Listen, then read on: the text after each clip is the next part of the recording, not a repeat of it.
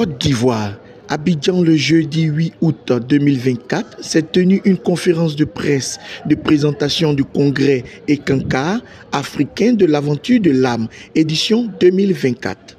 Placé sous le thème central du langage de l'amour, ce congrès se tiendra les 9, 10 et 11 août 2024 au Parc des Expositions d'Abidjan, Côte d'Ivoire. Je dirais pour commencer qu'Ekankar est une voie spirituelle qui redéfinit l'expérience de la religion. Et dans notre évolution, Ekankar, à un moment donné, a été appelée la religion de la lumière et du son. Aujourd'hui, nous sommes Ekankar, la voie de la liberté spirituelle. Une grande évolution de notre conscience spirituelle. Une grande évolution qui nous amène à redéfinir l'expérience religieuse. En redéfinissant l'expérience religieuse, nous mettons au cœur de cette expérience le Mahanta et Maître Ek vivant, le guide spirituel d'Ekankar, la religion de la lumière et la voie de la liberté spirituelle. Comment est-ce que le guide spirituel d'Ekankar, du nom de Harold Klemp, nous aide à bien saisir l'expérience de la liberté spirituelle. C'est très important. Alors, le Mahanta et Maître est vivant, que nous appelons le maître intérieur, le maître des rêves, nous enseigne que nous sommes âme, une étincelle divine, qui ne meurt jamais. Ce que nous appelons la mort, nous le savons de plus en plus, même dans, disons, dans les conversations profanes, que ce n'est qu'une étape de plus dans notre évolution, dans notre cheminement spirituel. La vie continue dans l'au-delà. Il y a même des chansons populaires qui les chantent partout. Dans le Mahanta, dans son rôle, il nous éveille à la connaissance divine en nous, à notre vraie identité spirituelle. Nous sommes âmes et chacun d'entre nous ici est unique en son genre, avec un contrat spécial avec l'Esprit Saint, le Ek. Et ce contrat nous dit que nous sommes ici pour continuer notre cheminement spirituel et nous réaliser en tant qu'âme et réaliser Dieu avec les attributs divins de Dieu. Et comme on peut le constater par nos expériences de vie, se réaliser en tant qu'âme, savoir qui nous sommes vraiment et, disons, les bénédictions dont nous bénéficions de cette connaissance divine pour gagner cela pleinement. Nous appelons quelque chose du nom de karma. Le karma et qui, disons, constitue des repères de nos vies tels que nous les vivons d'une incarnation à l'autre, nos biens, nos bienfaits, nos erreurs, nos déviations. Nous devons forcément rattraper à d'autres occasions. Ces occasions, nous les appelons la réincarnation. Il faut bien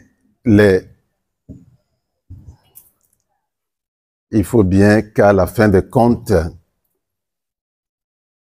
nos vies soient suffisamment pures, d'une vie à l'autre, d'une réincarnation à l'autre. Pures par ce que nous appelons le bon karma, c'est-à-dire nos faits et gestes, nos pensées, notre vie, Le fait que pour le principe, on doit récolter ce qu'on a semé et qu'on a tout intérêt à faire le bien, à demeurer dans l'esprit de Dieu. Ainsi donc, le karma et la réincarnation sont deux piliers importants dans la doctrine Ek. Avec le maître intérieur et qui nous guide, qui nous éclaire sur nos choix. J'ai parlé du Mahanta, du mec Ek vivant en tant que guide spirituel, avec qui toutes les âmes sont en connexion. Toutes les âmes sans exception. Mais il se trouve que quand vous avez la bénédiction de mettre les pieds sur la voie sacrée et noble des Kankar, vous avez une connexion particulière avec le mec Ek vivant. Ceux qui seront là à notre congrès, nous avons des histoires pour illustrer effectivement que le maître Ek vivant, le guide spirituel de Kankar, le Mahanta, est avec toutes les âmes. Si vous voulez en savoir plus tout à l'heure dans les questions-réponses et comment il se trouve qu'il est avec toutes les âmes, on pourra toujours partager ça. Donc j'ai parlé du Mahanta, du maître Ek vivant. J'ai parlé du karma et de la réincarnation. Je vais maintenant parler du Hu, H-U, qui constitue également un point central de la doctrine Ek. J'ai parlé du Ek au passage comme étant la lumière et le son de Dieu, l'amour divin disponible pour toutes les âmes parce que Dieu aime toutes les âmes. Dieu aime toute sa créature. Alors que fait You? Imaginez un peu. Le You dont nous parlons, H-U, est une prière universelle. Un saint nom de Dieu. N'est-ce pas? Le You fait circuler l'amour divin dont nous parlons entre Dieu et l'âme. Le You, il faut en avoir, disons, une compréhension large et, disons, je dirais une compréhension divine, une perception de cœur ouvert, une prière universelle qui est déjà en nous, qui est déjà autour de nous, qui est partout dans la nature. Dieu nous parle à travers le You. Le You, c'est le son des sons. Le You, c'est l'état de la permanence sacrée, du divin, partout dans le monde. En nous, pour commencer. Voyez-vous? Donc, à chaque fois que nous avons l'occasion, là aussi, il y aura des expériences pour vous montrer que le You est pour tout le monde. Voyez-vous? Parce qu'il est en nous. C'est la marque de Dieu en nous. Voyez-vous?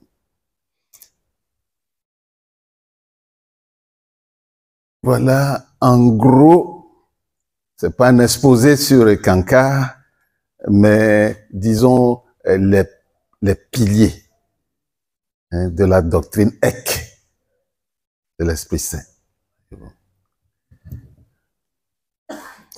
Et je dirais que les Kankar enseignent que nous devons tout faire et pour reconnaître.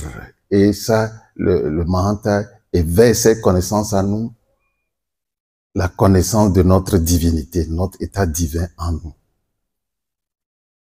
Et quand nous avons cette connexion, cette connaissance, cette compréhension que nous sommes âme, une étincelle de Dieu, pas celle de Dieu, nous commençons à recueillir, à vivre surtout les bénédictions de la vie, à démontrer de la gratitude. J'ai appelé un ami dernièrement pour dire comment ça va, comment est-ce que la vie vous traite. Il dit, oh là, comment peux-tu me demander comment la vie me traite avec tous les problèmes que j'ai? J'ai eu ceci, j'ai eu cela, et tu le sais bien. Heureusement, il n'a pas ajouté que la vie me traite mal. Et je l'ai repris pour dire, mais vous êtes debout ce matin? Il me dit oui. La famille est debout ce matin? Il me dit oui. Vous avez de quoi manger aujourd'hui? Il me dit oui. Reconnaissez les bénédictions dans votre vie. Parce que tout ce que je viens de vous énumérer, il y a des gens qui ne l'ont pas eu ce matin. Et Kanka nous enseigne à être reconnaissant, de montrer de la gratitude vis-à-vis de la vie. Alors, ça, c'est ce que je peux dire brièvement sur Kanka. Et si je peux ajouter quelque chose sur le salut dont toutes les confessions religieuses parlent, le salut de Dieu, le salut de l'âme est accéléré. C'est pas la rencontre du Mahanta. Le guide spirituel de Kanka, celui-là qui travaille directement avec les âmes, qui les éclaire et qui leur indique le bon choix. Et aussi par le You, qui anime l'amour en nous, parce que l'amour est la seule force et qui nous ramène à Dieu. Cela m'amène à parler du thème du congrès, pour vous laisser la parole pour vos questions.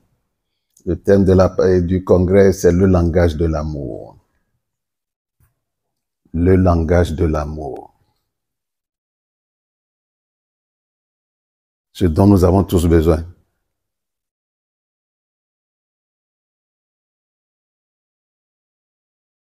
Ce avec quoi le Créateur a créé sa création, les mondes, les univers de Dieu.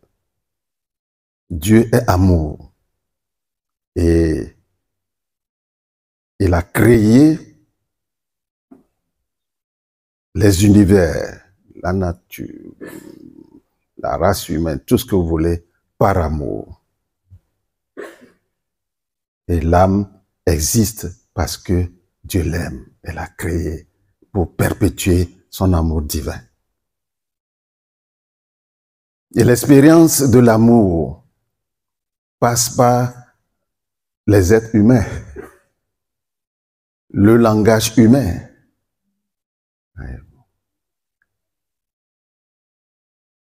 C'est très important pour nous de pouvoir faire passer par tous les moyens, verbaux, non verbaux, des messages d'amour.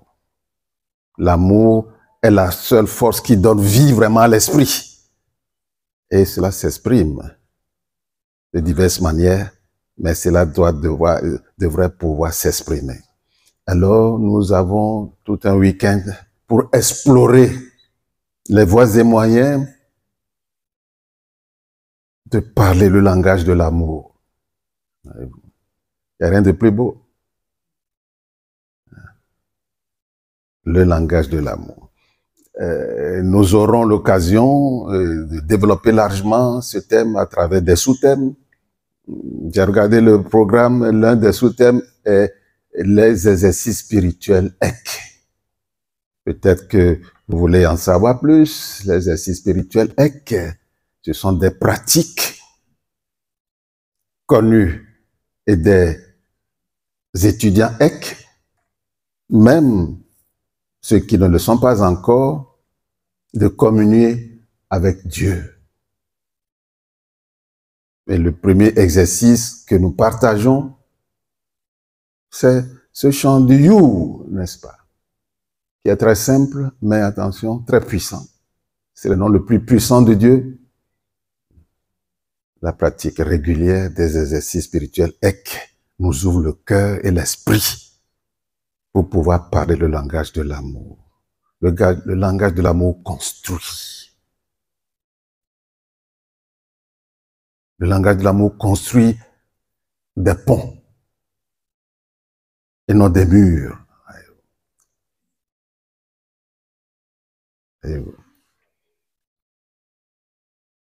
C'est le langage divin, le langage de l'âme, le langage du Ek, de l'Esprit Saint. Nous aurons l'occasion de parler abondamment aussi du Mahanta. Et, voyez-vous, tous les miracles qui se sont accomplis dans la vie des gens, étudiants Ek ou non, parce qu'ils ont cru en la nature divine du Mahanta et Maître Ek vivant. Alors, aussi pour cette rencontre spirituelle du week-end. Je pourrais m'arrêter là et prendre vos questions si vous voulez. Bien sûr, il y aura des ateliers pour explorer tout ça, des conférences.